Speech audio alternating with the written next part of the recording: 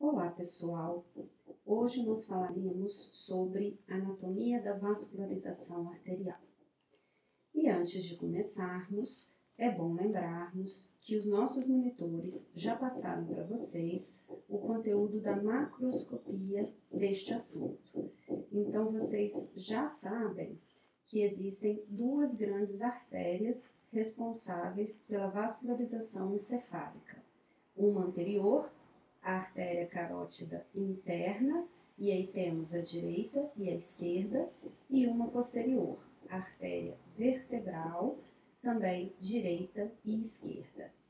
As artérias carótidas internas são ramos das carótidas comuns e ascendem na região anterior do pescoço, ok? Não dando praticamente nenhum ramo antes de entrar no crânio pelo canal carotídeo. Já as artérias vertebrais são ramos das subclávias e ascendem na região posterior do pescoço, passando pelos forames transversos das vértebras cervicais. Penetram no crânio pelo forame magno e aproximadamente na altura do sulco bulbopontino se unem para formar a artéria basilar. E aí teremos então dois sistemas, o sistema carotídeo interno ou anterior e o sistema vértebro-basilar ou posterior, sendo as artérias responsáveis por estes sistemas artérias especializadas na vascularização encefálica, ou seja, destinam-se apenas à vascularização do encéfalo. E aí eu pergunto, isso é necessário? É. Porque o tecido nervoso, principalmente aquele que compõe o sistema nervoso central, é altamente especializado e tem uma alta demanda metabólica, uma alta necessidade de aporte sanguíneo, consumindo grandes quantidades de oxigênio e nutrientes. Então, para vocês terem uma ideia, o encéfalo pesa cerca de 2% do peso corporal.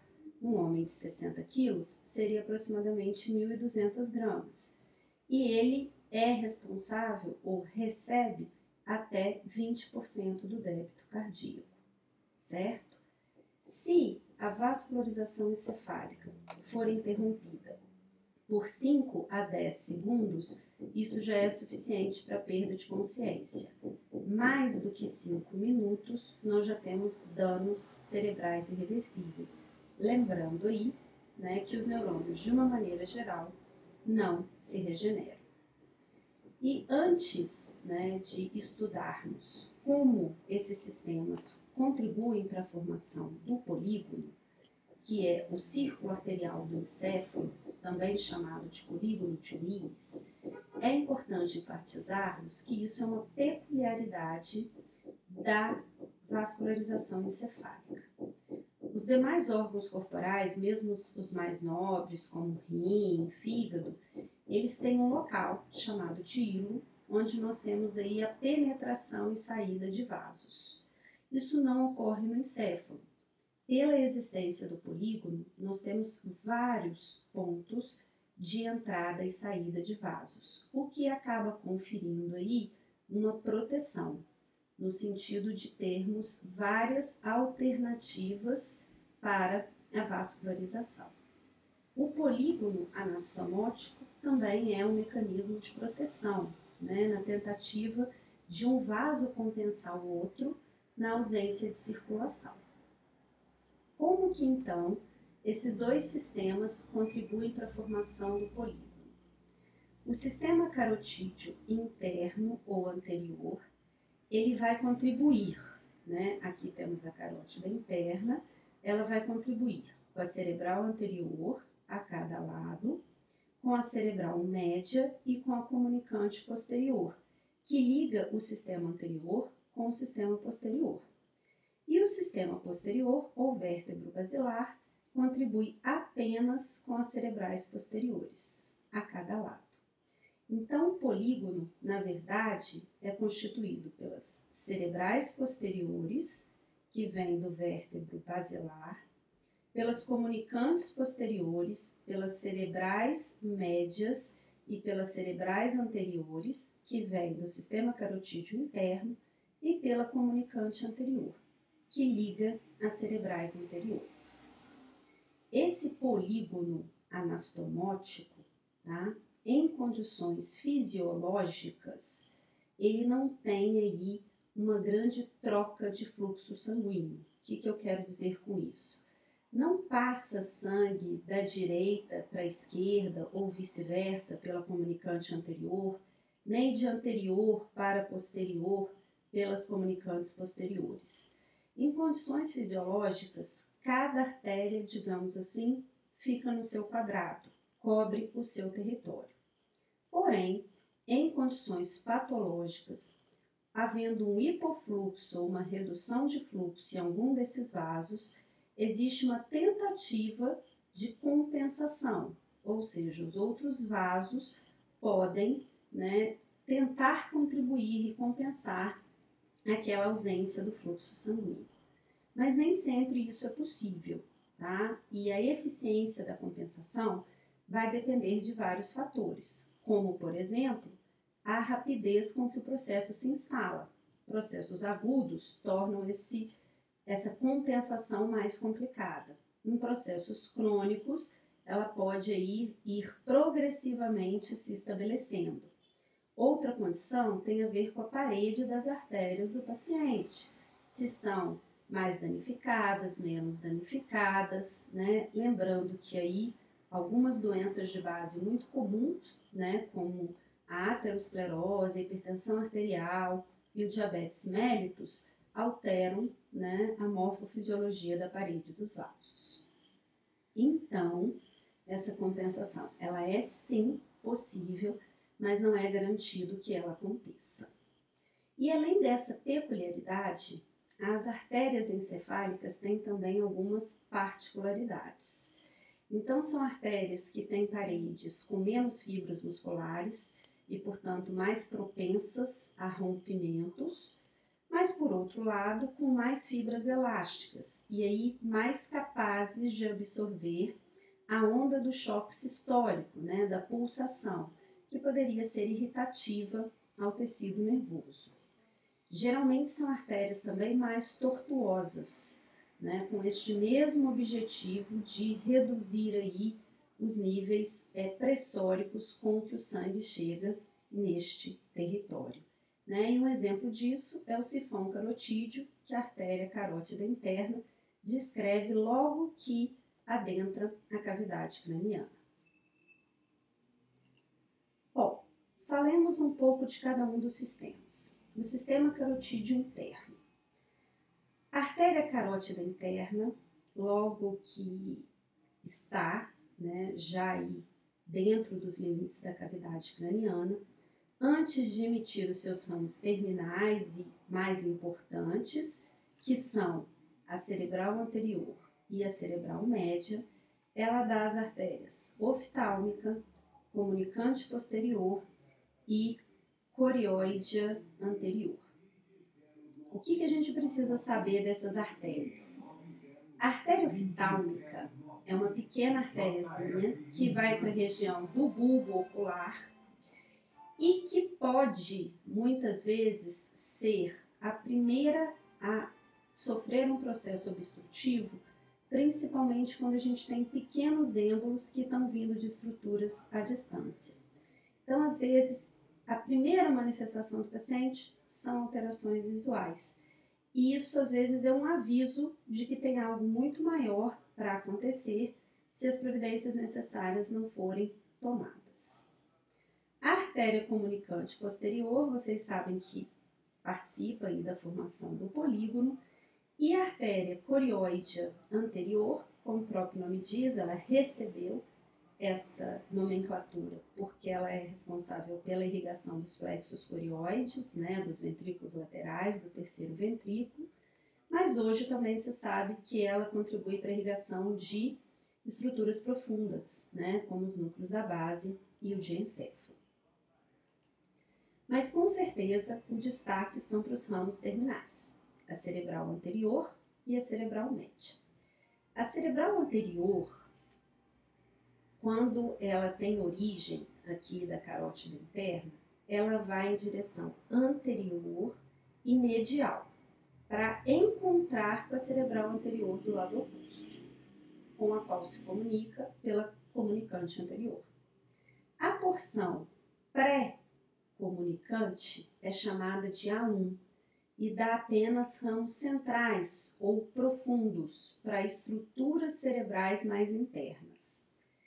Já o segmento pós-comunicante é chamado de A2 e é o responsável por emitir os ramos corticais.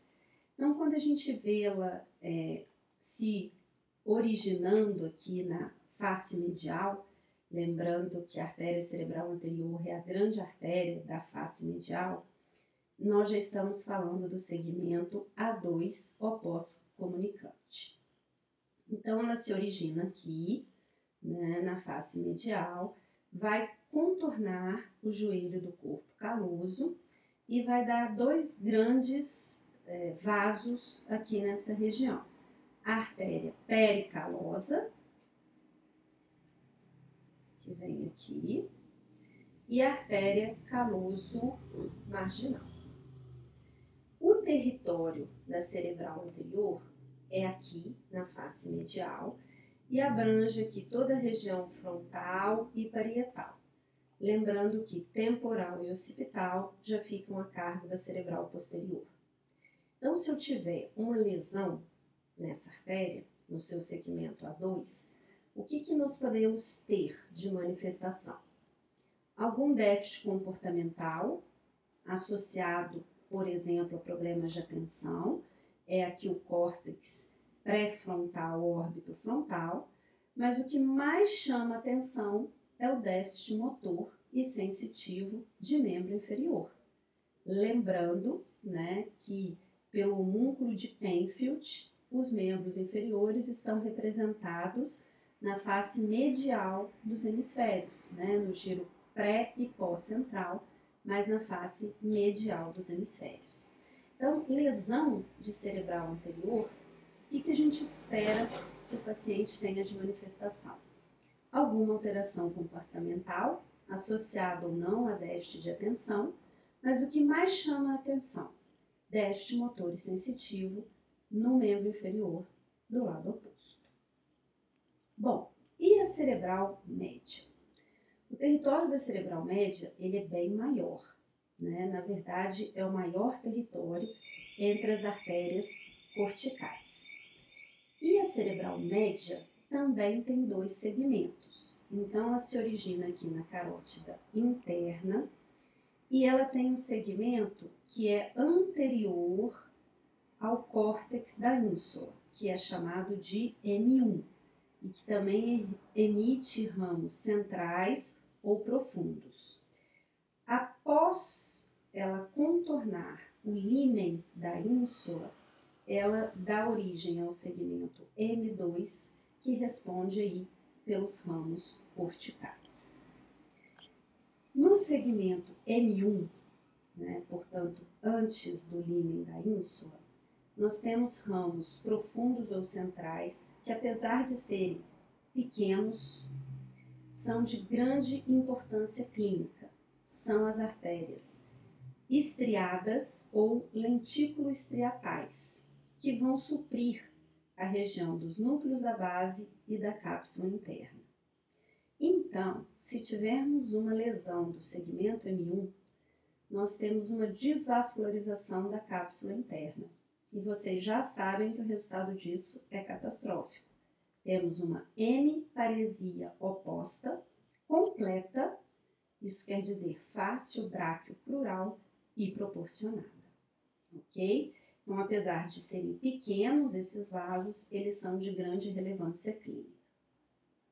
Após contornar o límen da ínsula, a cerebral média no seu segmento M2 aparece aqui, ó, no sulco lateral, e vai ser responsável pela vascularização do lobo frontal, do lobo parietal, do lobo temporal, tá? Ou seja, praticamente de toda a face dorsolateral do hemisfério. Mas se eu tenho uma lesão do segmento M2, o que vou ter de manifestação? Posso ter um déficit cognitivo, né, associado aí à lesão do córtex pré-frontal, mas o que mais chama atenção vai ser o quê? O déficit motor e sensitivo de face, tronco e membro superior, ou seja, fáscio braquial, porque temos na face dorsolateral o giro pré e pós-central, ou seja, área motora e sonestésica primária. Lembrando que pelo homúnculo de Penfield estão aí representados face, tronco e membro superior. Então, o que esperar de um paciente com comprometimento de M2? Algum déficit cognitivo associado a um déficit motor e sensitivo importante, comprometendo face, tronco e membro superior, ou seja, fáscio braquial do lado oposto. E é claro, né, gente, se for no hemisfério esquerdo, teremos ainda uma alteração importante da fala, já que essa artéria irriga tanto a área de Broca anterior quanto a área de Wernicke posterior, né? Então, a alteração de fala também sempre chama a atenção para o território cerebral médio. Bom, e a circulação posterior? A circulação posterior é formada pelas artérias vertebrais que se unem na altura do sulco bulbo-pontino para originar a basilar. Mas antes de se unirem, as artérias vertebrais emitem as artérias espinhais, que são responsáveis pela irrigação da medula. E aí eu tenho uma artéria espinhal anterior e duas artérias espinhais posteriores. Apesar de ser apenas uma artéria espinhal anterior, ela responde pela vascularização dos 2/3 anteriores da medula. Então, os 2/3 anteriores da medula, artéria espinhal anterior. E o terço posterior são as duas artérias espinhais posteriores. Ok? Então, um total aí de 3 vasos, todos originados das vertebrais, sendo responsáveis pela vascularização da medula. Além disso, a artéria vertebral dá origem à artéria cerebelar inferior posterior. Então, está aqui, ó, cerebelar inferior posterior, que vai para a região inferior e posterior do cerebelo. As duas outras artérias cerebelares, a inferior anterior e a superior, vem da basilar, ok? E aí, qual é a relação desses vasos? A cerebelar superior é como se ela abraçasse o cerebelo por cima. A cerebelar inferior posterior é como se ela pegasse o cerebelo no colo, né? Inclusive, a gente tem anastomose entre as terminações desses dois vasos na região posterior do cerebelo. Já a cerebelar inferior anterior é a de menor território. É como se ela só colocasse ali as mãozinhas do lado do cerebelo para contribuir de alguma maneira. Então, são esses os 3 vasos que respondem, né, pela vascularização do cerebelo, 2 de origem da basilar e 1, a cerebelar inferior posterior, com origem na vertebral. E sobre esse vaso, a artéria cerebelar inferior posterior, também é importante nós lembrarmos que ela é responsável pela vascularização da região dorsolateral do bulbo, que é uma região muito rica em estruturas. E, portanto, a oclusão desse vaso vai trazer aí uma série de prejuízos que caracterizam a síndrome de Wallenberg, que já foi passada para vocês nas correlações anatomoclínicas do tronco encefálico. O que ela determina? Incoordenação motora do lado da lesão, pelo comprometimento do cerebelo e dos pedúnculos cerebelares inferiores e dos tratos espinocerebelares na região dorsolateral do bulbo, hemianestesia da face do mesmo lado, por comprometimento do trato espinhal do trigêmeo, Hemianestesia do corpo do lado oposto por comprometimento do trato espinotalâmico lateral, além de alterações de fala e deglutição por comprometimento do núcleo umbigo. Então, é uma síndrome bastante característica que vem aí do acometimento deste vaso. E em relação aos provenientes da artéria basilar, além das artérias cerebelares, nós temos os ramos pontíneos, que são esses pequenos raminhos aqui que aparecem na base da ponte, mas que são muito importantes, porque eles irrigam não só a base, como boa parte da ponte. E aí, se eu tenho um comprometimento mais grave da basilar, com uma interrupção do fluxo nesses ramos, o que acontece? A ponte praticamente fica sem fluxo ou com hipofluxo. E aí, gente, tudo que está da ponte para baixo pode ficar comprometido, né? Isso inclui pescoço para baixo, né? Porque os tratos, sejam motores, sejam sensitivos, vão passar pela ponte. O trato córtico-espinhal, por exemplo, está na base da ponte. Então, tudo do pescoço para baixo, motricidade e sensibilidade, além de praticamente tudo relacionado aos nervos cranianos. Então, a gente pensa em audição, em gustação, em sensibilidade da face, em motricidade da face, em mastigação, em deglutição, ou seja, praticamente tudo que nos põe em contato com o meio externo. A única coisa que permanece, digamos assim, preservada porque está no mesencéfalo são alguns movimentos oculares, mais precisamente o movimento vertical, cujo controle está no mesencéfalo. Todo o restante de contato com o meio externo está perdido. E aí o indivíduo está acordado, porque o SAR está preservado, ele está lúcido, ele está consciente, ele sabe tudo o que acontece ao redor, mas ele não consegue interagir com o meio externo. Essa síndrome, gente, é extremamente grave e é chamada de síndrome do encarceramento. É como se o indivíduo estivesse preso dentro do próprio corpo. E vem aí da lesão desses pequenos ramos que são múltiplos e têm origem na artéria basilar. E como ramos terminais da artéria basilar, nós temos a última artéria cortical, que é a artéria cerebral posterior. Qual é o território da artéria cerebral posterior? Nós temos aqui o lobo temporal e o lobo occipital. Mais precisamente, a região inferior do lobo temporal e o lobo occipital, que em sua maioria está na face medial, mas que tem aqui sim um pequeno território na face dorsolateral também. E aí, gente, lesões dessa artéria vão dar o quê? Alteração visual, certo? Ela pega aí não só as áreas visuais primárias, como boa parte das secundárias também. Então, vai dar alteração visual.